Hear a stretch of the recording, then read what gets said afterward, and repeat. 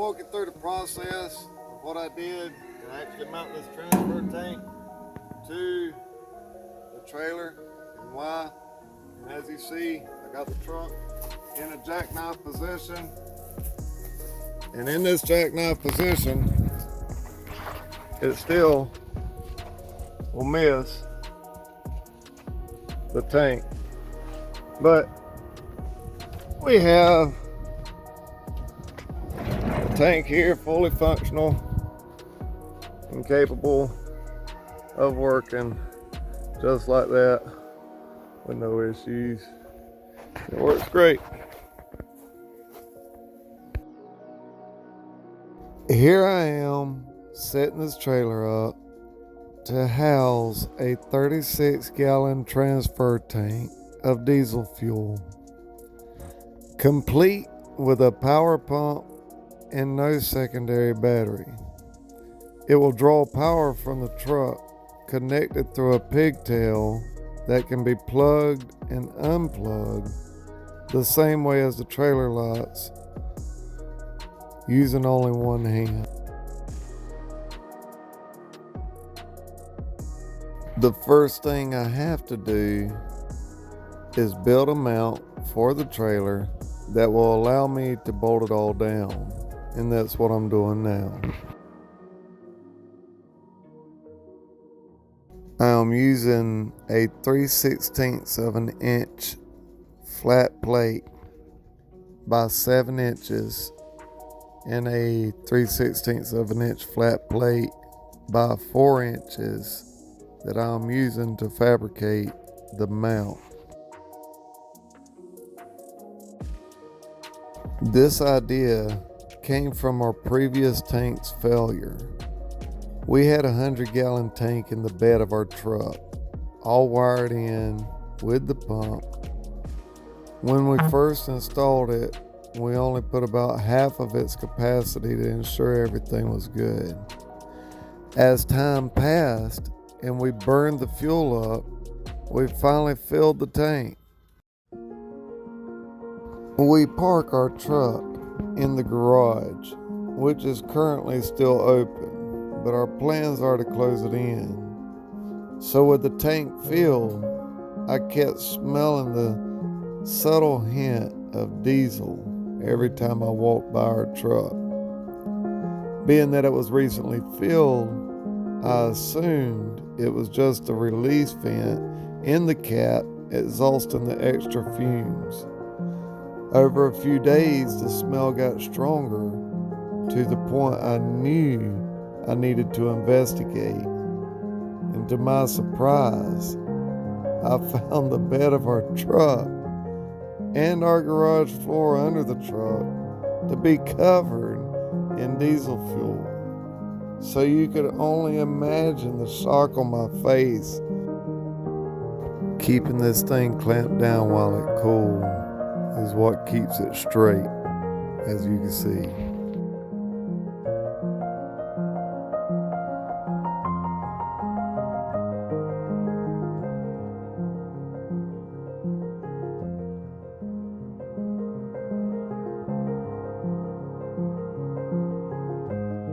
I could easily measure this out, go design it, set it up, and come back and pre-drill everything the way it's supposed to be. But since I have it right here in front of me, I'm just measuring everything out and utilizing the equipment to actually fab it up with what I have. So I'm clamping everything together and going to bring everything back with the mounts that I just built. And I'm using the pre-existing holes in the transfer tank to transfer over to the mounts. So that way I don't have to take the extra step in time of going inside or sitting down and planning the whole thing out. It's right here in front of me, and I can go ahead and do it without even worrying about any extra steps. Not knowing exactly what I needed to do, My wife and I rushed to buy another tank to transfer fuel over to. We filled up the new 36-gallon transfer tank in two 5-gallon jugs and filled the tractor up in order to get the fuel leak we found to quit dripping, and left the rest of the fuel in the tank with the leak at that point because we could see the leak had stopped. Over the next couple months, we burned through the diesel left in the truck before we could find the actual source of the leak. To our surprise, it was a bad weld with a pinhole in it they even painted over. I thought any fuel tank welded in a factory had to go through an inspection process to find leaks and flaws in craftsmanship, but maybe this one just slipped through the crack.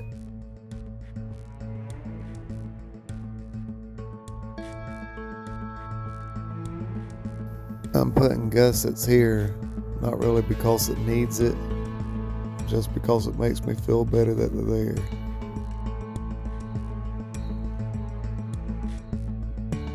For whatever reason, this one slipped through the cracks. We were left with fuel all in our garage, soaked into the concrete. This is a problem we decided we did not want to face again. So here we are, setting it up on the trailer.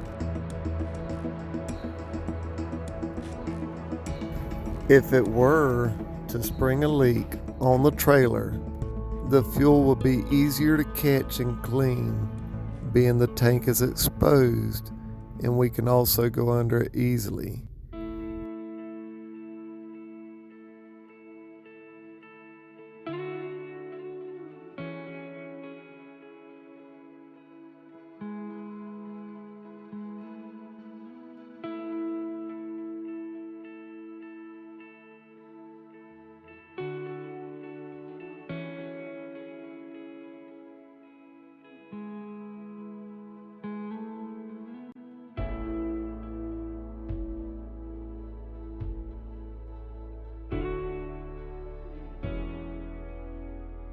I'm using WD-40 Scotch-Brite and a rag to clean this up.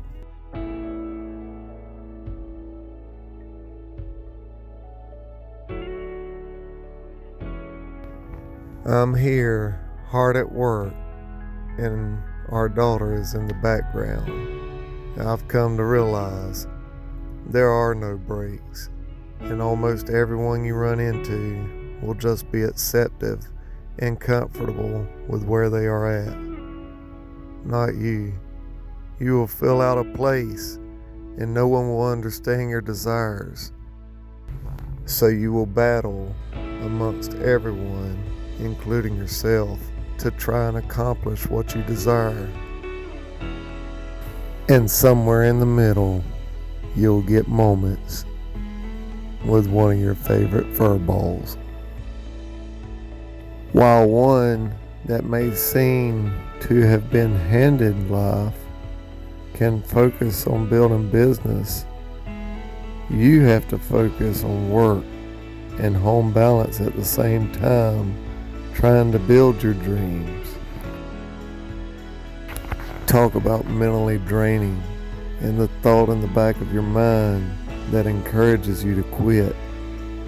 But quitting doesn't make you happy. In fact, quitting makes you miserable. So every time you hit a bump in the road, you have to grind even harder, because that's what you do. No one can stop or alter your mission but yourself. WD-40 protects against rust and corrosion on items like tools, firearms, sporting equipment. This is sporting equipment, right? Drive it, call it sporting around.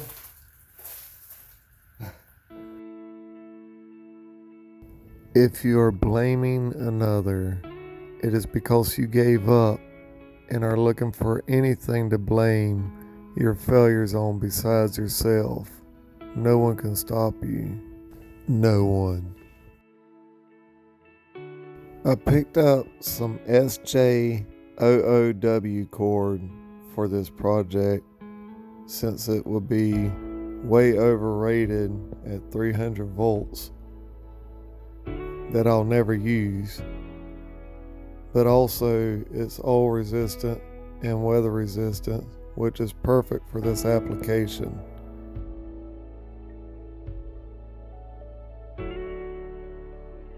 A helping hand often presents itself useful, and man am I thankful for the hands I have helping.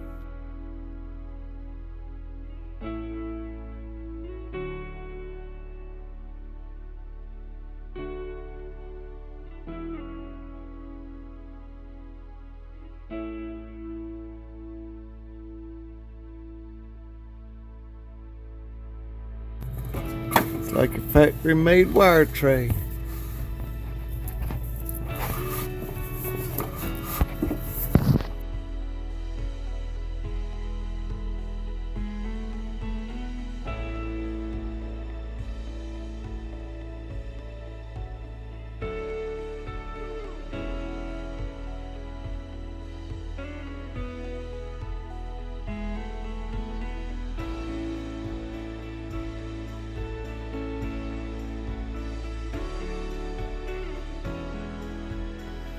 Here you can see I have white to red, black to black, and soon to be green to red.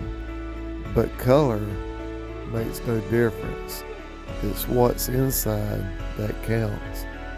And in a vehicle, if you're doing any wiring, you get used to wires not matching colors from one end to the next.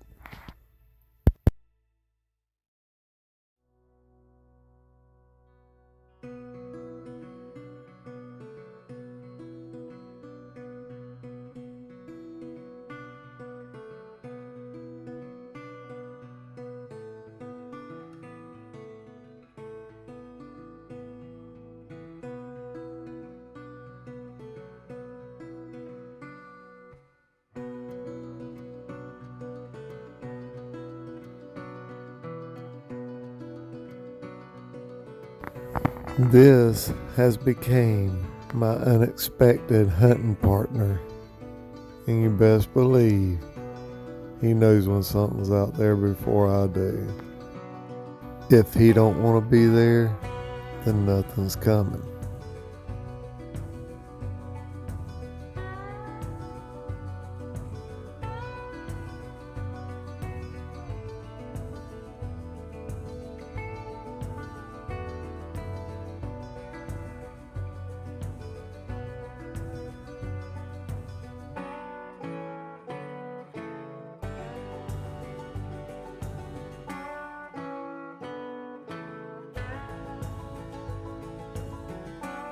The same as I wired the truck from the battery to the bowl, I have to wire the trailer from the pump to the hitch.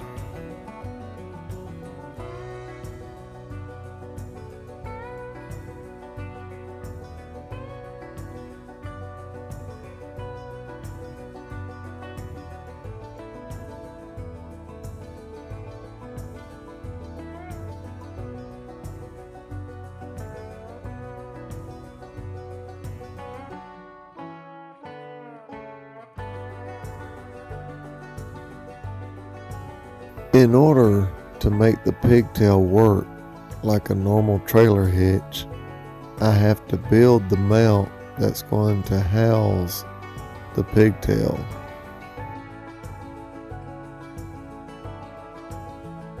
Here, I'm cutting up the sheet metal to encompass one end of the pigtail that will be mounted in the back side of the truck.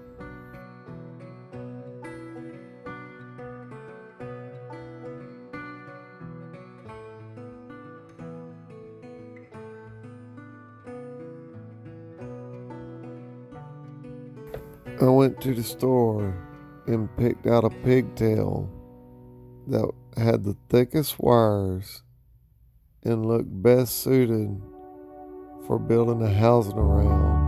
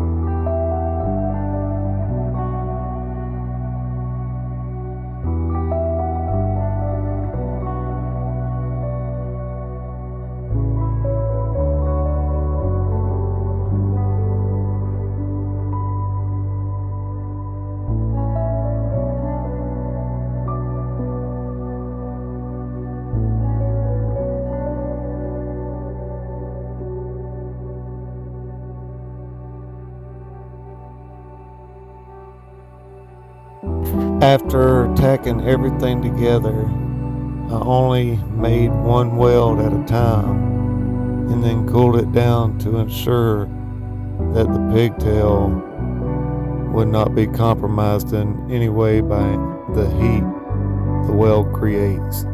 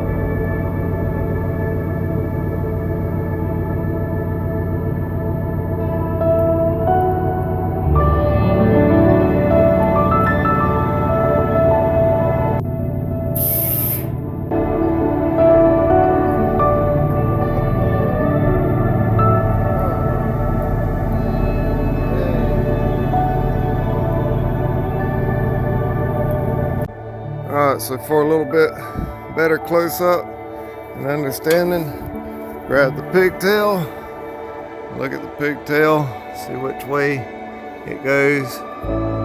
One-handed operation. It's plugged in, it's in there. Alright, now I got that there, got the pump here, turn it on. See it come in. All I got to do is pump the fuel. Voila.